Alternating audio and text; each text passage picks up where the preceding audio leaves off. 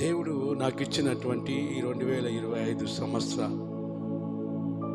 September 1 తారీఖు నుంచి October 20 వరకు చేయబోతున్న 50 రోజుల ఉపవాస ప్రార్థన దేవుడి దర్శనం బట్టి పూనుకోవడం జరిగింది. ప్రియులారా, ప్రతిరోజు సాయంత్రం 7 నుంచి 8 వరకు ఈ విధంగా లైవ్లో కూడా మాట్లాడే బాధ్యత ప్రభు నాకు ఇచ్చాడు. కాబట్టి నా కొరకు ప్రార్థిస్తున్న వారు కానీ, సంఘస్థులు కానీ, స్నేహితులు కానీ తప్పక సబ్స్క్రైబ్ చేసి వీక్షించవలసిందిగా, మీరు దీవెనగా మరి ప్రభు చేత బలపరచవాలని కోరుతూ ఉన్నాను. ముఖ్యంగా ప్రియమైన వాళ్ళ ప్రార్థన చేసుకుందాం.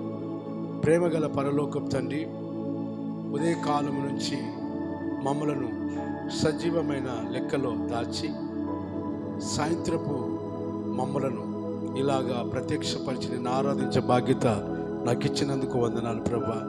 ఈ దినం నేనేం మాట్లాడాలో నీ ప్రజల కొరకు, నీ సంఘం కొరకు, నీ దేశం కొరకు, నీ రాష్ట్రం కొరకు ఏర్పరచబడిన ప్రతి ఒక్కరి కొరకు నీవే మాట్లాడి నన్ను బోరగా ఎంచుకోమని, నేను చేపట్టి ఉన్నటువంటి నాకు ఇచ్చిన భాగ్యము 50 రోజుల ప్రార్థన చేయడానికి బలం మీద బలం మీరు అనుగ్రహించి నీ కృపతో నడిపించవలసిందిగా, ప్రతిరోజు సాయంత్రము నీ కృపలో ఇలాగా మరి నీ ప్రజలలో నేను ఒకడిగా ఉండాలని, నేను ఆరాధించాలని నాకు ఇచ్చిన ఈ బాధ్యతను బట్టి స్తోత్రం చెల్లిస్తూ యేసు నామములో ప్రార్థిస్తున్న తండ్రి, ఆమేన్. Praise the lord.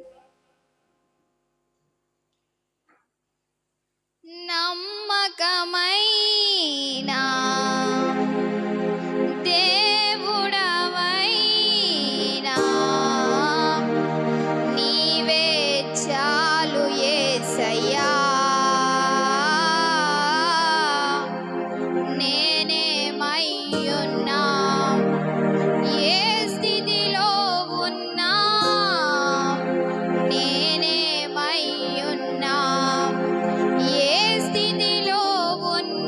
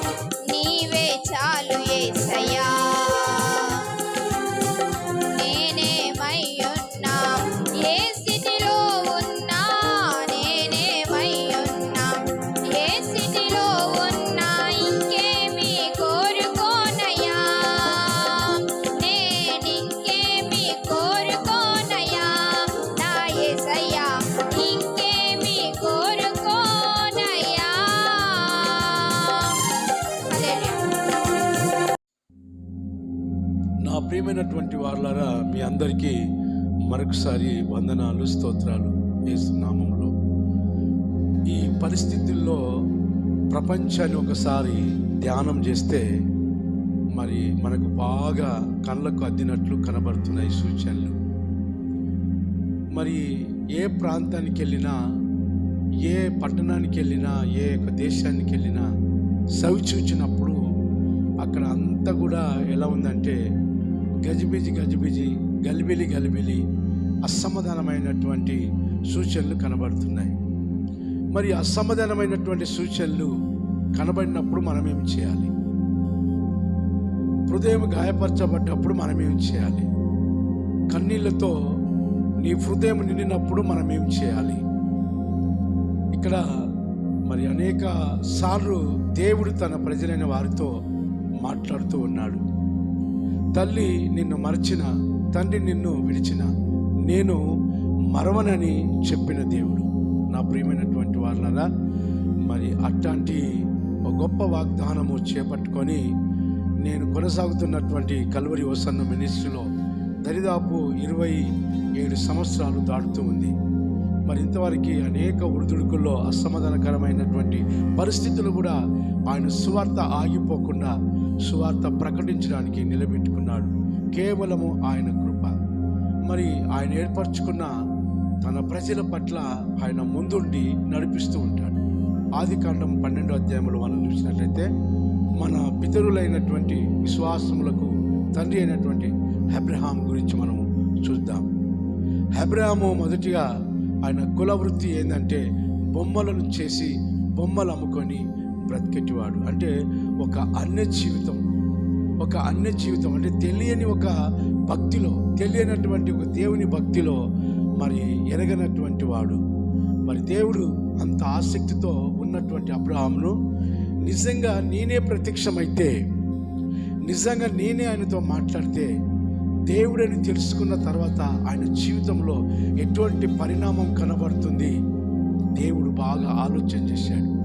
నా ప్రియమైనటువంటి వాళ్ళరా, ఈ సమయంలో అలాగనే అబ్రహామా అబ్రహామా అబ్రహామా 3 సార్లు అతనితో మాట్లాడినట్టు చూస్తూ ఉన్నాం. మరి మాట్లాడినటువంటి మాటల ద్వారా అబ్రహాంకు తెలిసినటువంటి మెసేజ్ ఏంటంటే, నేను దేవుడను, అనువాడను, ఉన్నవాడను, ఆదియు అంతము లేని వాడను, నా పేరు యెహోవా అని చెప్పినాడు. యెహోవా అనే పదానికి ఉన్నవాడు, అనువాడు, నిరంతరము జీవించువాడు, భూమి ఆకాశాన్ని కలగజేసిన వాడు, ఆకాశములో సూర్యచంద్ర తారలను నిర్మించినటువంటి వాడు, భూమి మీద జీవరాశులను, నా ప్రియులారా వృక్షరాశులను, భూమి కింద జలరాశులను నిర్మించినటువంటి ఏకైక ఒక బలమైన దేవుడు మరి మన ప్రభు అయిన యేసుక్రీస్తు ప్రభుల వారు. మరి ఆయన ప్రత్యక్షమైనటువంటి, ఆయన స్వరము వినిపించినటువంటి సందర్భంలో అబ్రహాము మరి ఆయన జీవితం యొక్క మరి నా ప్రియులారా ఆ యొక్క సమయంలో ఎట్లాగైనా పరివర్తన చెందాడు. ఎక్కడ చూసినా మనుషులు కనబడడం లేదు, కానీ ఒక స్వరం మాత్రం వినబడుతుంది. కానీ అబ్రహాము ఎలా బిహేవ్ చేశాడు, ఎలా ప్రవర్తించాడు, ఎలా నడుచుకున్నాడు? గాబరపడ్డాడా, భయపడ్డాడా, లేదా ఆశ్చర్యపోయాడా? ఏ విధంగా అబ్రహాము రిసీవింగ్ ప్రభు యొక్క స్వరాన్ని ఆయన ముద్రించుకున్నాడు, లేకుంటే ఆయన స్వీకరించాడనే సంగతిని మనం ఆలోచన చేయాలి. కాబట్టి అంతఃపురం అబ్రహాం జీవితంలో దేవుళ్ళ యొక్క అనుభవం అతనికి తెలుసు, దేవుళ్ళ యొక్క ఉనికి తెలుసు, కనుక ఆయన భయపడలేదు. కానీ భయపడకపోయినా కూడా ఆయన చేసిన దేవుళ్ళు ఏనాడు కూడా స్వరము అనగా నోరు విప్పి మాట్లాడలేదు. ఇది తేడా.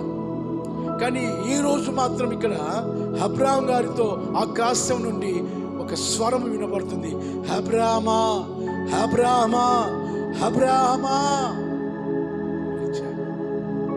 ఈరోజు అనేక పర్యాల్లో ప్రార్థించు వారి కుటుంబాల్లో దేవుడు ప్రేమించినటువంటి వారితో వాక్యం ద్వారా కానీ మాట్లాడుతున్నాడు, కళ దర్శనం ద్వారా మాట్లాడుతున్నాడు, స్వర పిలుపు ద్వారా మాట్లాడుతున్నాడు. మరి ఒక దర్శనముల ద్వారా మాట్లాడుతున్నాడు. ఎలాగైతేనేంటి తన వారిని బలపరచాలని ఆయన దయ కలిగినటువంటి వాడు. దేవునికి స్తోత్రం. అలాంటి దయ గుణముతో అబ్రహాము గారిని బలపరచాలని అబద్ధపు ప్రవర్తనలో, అబద్ధపు మార్గములో, అసత్యమైన మార్గంలో ఆయన కనుగొన్నాడు. కాబట్టి సత్యమైనటువంటి మార్గములో, ఒక నిజమైనటువంటి భక్తిలో నిలబెట్టాలని దేవుని ఆకాంక్ష, లేకుంటే ఆలోచన. కాబట్టి దేవుని యొక్క ప్రణాళికలో నేను కనుక ఉండాలంటే ఆయనను భక్తి చేయాలి, ఆయనకి లోబడి జీవించాలి, ఆయనను వెంబడించి జీవించాలి, ఆయన అంటే భయం కలిగి జీవించాలి. అప్పుడు నీతో మాట్లాడడానికి ఆయన ముందుకు వస్తాడు. అబ్రహాంతో అదే జరిగిన సంగతి. నా ప్రియులారా, ఎప్పుడైతే అబ్రహాం గారిని బలపరిచినటువంటి మాటలు, ఒక సత్యమైనటువంటి మాటలు మాట్లాడాడో, తెల్లారే ఆయన బొమ్మలు చేయడం మానేశాడు. అప్పుడు ఆయన ఏకాకిగా, ఒంటరిగా ఆ పిలుపు కొరకు అన్వేషణ చేయసాగాడు. దేవుడు ఎప్పుడైతే వాక్యం ద్వారా మాట్లాడారో నీ జీవితంలో ఆ వాక్యమును బట్టి అన్వేషణ చేయడము మంచిది, ధ్యానించడం మంచిది. అదే మొదటి కీర్తనలో నా మాటలు ధ్యానించేవాడు ఎట్లంట ప్రియులారా ఫలించు చెట్టు వలె ఉంటారు. కాబట్టి దేవుని వాక్కు మన ద్వారా వచ్చినప్పుడు ఆ మాటలను పట్టుకొని ధ్యానించాలి. అప్పుడు నీ హృదయాంతరములోనికి వాక్యంలో ఉన్న శక్తి చొచ్చుకొని పోతుంది. పరిశోధన, సత్యమైనటువంటి మార్గము, నిజ స్వరూపమైన దేవుని యొక్క శక్తిని అనుభవించడానికి సహాయపడుతుంది. అందుకనే ధ్యానించడం అనేది చాలా ప్రాముఖ్యం. అందుకని ఒంటరిగా అబ్రహాము ఏం చేశాడు ప్రియులారా? దేవుని మాటను బట్టి ఆలోచన చేయడం సాగాడు. దేవుని మాటను బట్టి ఆయన ధ్యానించడం ప్రారంభించాడు. బట్ నీ జీవితంలో నీవు నీ యొక్క దగ్గరికి వచ్చిన వాగ్దానమును ధ్యానించడానికి ఇష్టపడుతున్నావా? అలాగే మన జీవితాల్లో జనవరి 31 రోజు ఎవ్రీ ఇయర్ వాగ్దానాలు తీసుకుంటాను. దైవజనుడి యొక్క చేతి ద్వారా వాగ్దానం తీసుకొని ప్రతి ఒక్కరూ ఈ వాగ్దానం మీలో వచ్చింది, ఈ వాగ్దానం మీలో వచ్చింది, ఇట్లాగా వాగ్దానం తీసుకొని ప్రియులారా, సార్ అయ్యగారు ఈ వాగ్దానము నాకు వచ్చింది. ఏ వాగ్దానము? నీ గంపయు, నీ పిండి పిసుకు, నీ తొట్టియు దీవింపబడును. ఈ వాక్యమును బట్టి, ఈ వాగ్దానం బట్టి ఆ అమ్మాయి, అబ్బాయి కానీ చాలా సంతోషిస్తారు. గత కాలంలో భోజనానికి చాలా కష్టపడేదాన్ని, కానీ ఈ సంవత్సరం దేవుడు నాకు పిండి పిసుకు తొట్టి పొంగిపేర్ల విధంగా చేస్తానంటున్నాడు. ఈ వాగ్దానం చాలా గొప్పగా వచ్చిందని ఇంకా మరీ తన దగ్గర ఉన్న 100 రూపాయలు కాదు 200 పెట్టి దైవజనునికి మరి సంతోషపరుస్తారు. మంచి జరిగితే మంచిదే. కాబట్టి నా ప్రియులారా, ఎవరికి చెడు జరగాలని నేను కోరడం లేదు, కానీ అన్ని వేళల్లో దేవుడు మంచి ఫలములతో నన్ను నింపే నమ్మకమైన వాడు. ఆయనే సృష్టికర్త, ఆయనే నమ్మకమైన దేవుడు నా ప్రియులారా. కాబట్టి ఆయనను వెంబడించేవారు ఎన్నడూ త్రుట్టిల్లరు. దేవుడు నువ్వు ప్రేమించకముందే ఆయన ప్రేమిస్తున్నాడు, నువ్వు వెతకకముందే ఆయన వెతుకుతూ ఉన్నాడు, నువ్వు దగ్గర రాకముందే ఆయన నీ దగ్గరికి వచ్చి కౌగలిస్తూ ఉన్నాడు, బలపరుస్తూ ఉన్నాడు హృదయం తట్టి. అబ్రహాం జీవితంలో అదే జరిగింది. అబ్రహాంతో మాట్లాడుతున్నాడు 12వ అధ్యాయంలో, అబ్రహామా నీవు దీవించబడాలంటే నా మాట విను, అప్పుడు నేనేం చేయాలని అబ్రహాం దేవునితో మాట్లాడుతున్నాడు. దేవుడు అబ్రహాంతో మాట్లాడుతున్న మరో మాట ఏంటంటే, నీ ఊరును, నీ తల్లిని, తండ్రిని, నీ భూపొలములు, నీ ఆస్తి సమస్తం వదిలిపెట్టి నేను పంపు చోటుకు నువ్వు వెళ్ళు. ఆమేన్, ప్రైజ్ ది లార్డ్, హల్లెలూయా. ప్రభు దర్శనం ద్వారా మాట్లాడింది మంచిదే, స్వరం విప్పి మాట్లాడి మంచిదే, బలపరిచింది మంచిదే, ఆయనను మరి దగ్గరికి వచ్చి ఆయనను తాకింది మంచిదే, ఆయన సత్యమైన అబద్ధ మార్గం నుంచి సత్యమైన మాటలో ప్రియులారా దేవుని నామ మహిమ కలుగును గాక సత్యమైనటువంటి మార్గం నడిపించింది మంచిదే. కానీ చివరిలో ప్రభువారు అబ్రహాంతో మాట్లాడుతున్న మాటలు విధి ఏంటంటే, నీ పొరుగు వారిని, నీ కన్నవారిని, నీ దేశములు, నీ గ్రామములు, నీకున్న ఆస్తులన్నీ కూడా విడిచిపెట్టి నన్ను వెంబడించు, నేను పంపు చోటుకు నువ్వు వెళ్ళాలి. ప్రభువా, నేను పరలోక రాజ్యం చేరాలంటే ఏం చేయాలి? ఏం లేదయ్యా, 10 ఆజ్ఞలు పాటించు, నీ తల్లిని తండ్రిని ప్రేమించు, ఆదివారం ఆరాధన చేయము, నేను అప్పగించినటువంటి కానుక సమర్పించము, దశంభాగము, ఉపవాసాలు, ఇవన్నీ చేస్తున్నాడు యవనస్తుడు. దేని కొరకు? పరలోక రాజ్యము కొరకు. అయితే ప్రభువారు ఒక రోజు ఏమన్నంటే, ఆయనను కలిసినప్పుడు, మరి సద్బోధకుడా, నేను పరలోక రాజ్యం పోవాలంటే ఏం చేయాలని, మరి నేను ఒక మాట చెప్తాను, మరి వింటవా యవనుడా అన్నాడు. హల్లెలూయా. ఈరోజు సంఘస్థులతో, యవనస్తులతో దైవజనుడు మాట్లాడుతున్నప్పుడు మాటలు విన్నవారు దీవించబడతారు, రెండవది వినని వారు అంతే. దానికి నేను లెక్క అప్పచెప్పను. వింటావా, దేవుడి దీవెన నీతో ఉంటుంది. గ్రహిస్తావా, దేవుడి శక్తి నిన్ను ఆవరిస్తుంది. మరి అబ్రహాం యొక్క ప్రవర్తనలో విన్నప్పుడు, అబ్రహాం యొక్క బిహేవ్లో విన్నప్పుడు ఈ మాటలు ఏమనంటే, అప్పుడైనా తల్లిదండ్రులు వదిలిపెట్టాలి, అప్పుడే పొరుగు వాడిని వదిలిపెట్టాలి, అప్పుడైనా భూమి, నాకున్నంత ఇల్లు వాకిలంతా వదిలిపెట్టాలి, నా దేశంలో వదిలిపెట్టాలి. మరి ఆయన ఎక్కడ పంపుతాడో నాకైతే తెలియదు, నో అడ్రస్, కానీ ఆయన పొమ్మంటున్నాడు అని ఆలోచన నేనైతే చేస్తాను. మీరేందో కానీ నేనైతే చేస్తాను. కానీ నేను చేసినట్టు అబ్రహాం అలా ఆలోచన చేయలేదు. ప్రభువా, నీవన్నట్లే, చప్పట్లు కొట్టి దేవుని కనపడదాం. హల్లెలూయా. నీవన్నట్లే, అవసరమైతే అగ్నిలో దుంకుతాను. ఎంత నిరీక్షణ అబ్రహాములో, కొద్దిపాటి సమయంలో ఎంత రూపించుకున్నాడు చూడండి. తన హృదయంలో నాటుకున్నాడు. నా ప్రియులారా, తన హృదయంలో పునాది వేసుకున్నాడు. అందుకని అబ్రహాంతో మరి ప్రభు మాట్లాడిన ప్రకారంగా తన భార్యను, తనను, తన యొక్క మరి సహోదరులైనటువంటి లోతును తీసుకొని దేవుడు చూపెట్టినటువంటి ప్రాంతానికి వెళ్ళిపోయాడు. అక్కడ ఏమీ లేదు, గచ్చ పొదలు, ముళ్ళ పొదలు, రాళ్ళు, రప్పలు కనబడుతున్నాయి. కానీ కొన్నాళ్ళకి ఆ ప్రాంతం అంతా సస్యశ్యామలంగా మార్చబడ్డది. శోధనకు నిలిచిన వాడైతే జయించువానికి జీవ కిరీటం అని దేవుని వాక్యము తెలియపరుస్తుంది. నా ప్రియులారా, యాకోబు 1:12 వచనములో చూసినట్లయితే, శోధనకు నిలిచిన వాడైతే, అబ్రహాము దగ్గరికి దీవెన విషయంలో, బలపరచు పరిశుద్ధ ఆత్మీయ విషయంలో దేవుడు ఒక చిన్న శోధన పెట్టాడు.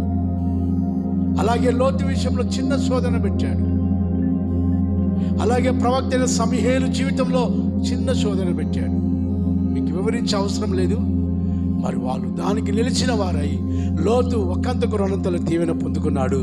సమూయేలు చిన్న బాలుడే కానీ ఒకనొక దినాన ఆ దేశంలో రాజులను అభిషేకించే ఒక గొప్ప ప్రవక్తగా ఆయన దేవుని చేత దీవించబడ్డాడు. అలాగే అబ్రహాం కూడా దేవుని మాట విన్నాడు. ఆ ప్రాంతానికి గొప్ప యజమానుడు అయ్యాడు. 100 సంవత్సరాలకి తనకు పిల్లలు లేకపోయినా కూడా నమ్ముకున్నందున గొప్ప ఆశీర్వాదంగా మరి ఇస్సాకును అతనికి కుమారుడిగా ఇచ్చాడు. ఆ ఇస్సాకు వంశమే ఈరోజు నువ్వు నేను. దేవునికి స్తోత్రం. అంతేకాదు, అబ్రహాము ఏమీ లేకుండా ఇంటి నుంచి దేవుడు పంపిన చోటికి వెళ్ళాడు, ఖాళీ సంచి, ఖాళీ చేతులతో. కానీ దేవుని మాట విన్నందున అతను ఎంత గొప్పగా ఆశీర్వాడంటే, ప్రపంచములో అబ్రహాము దీవించబడ్డట్లు మరొకరు లేరు.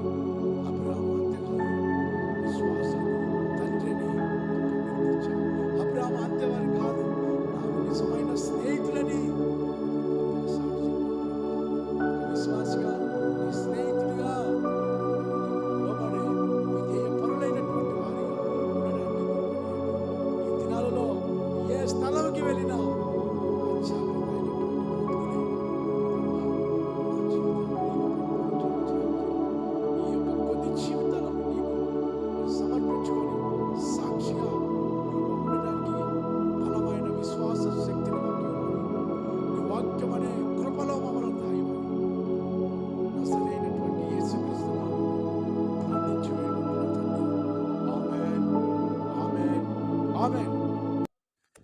వింటున్నటువంటి ఈ యొక్క ప్రసంగాల ద్వారా దీవెనకరంగా మీరు దేవుని చేత దీవించబడినట్లయితే మాకు ఫోన్ చేయండి.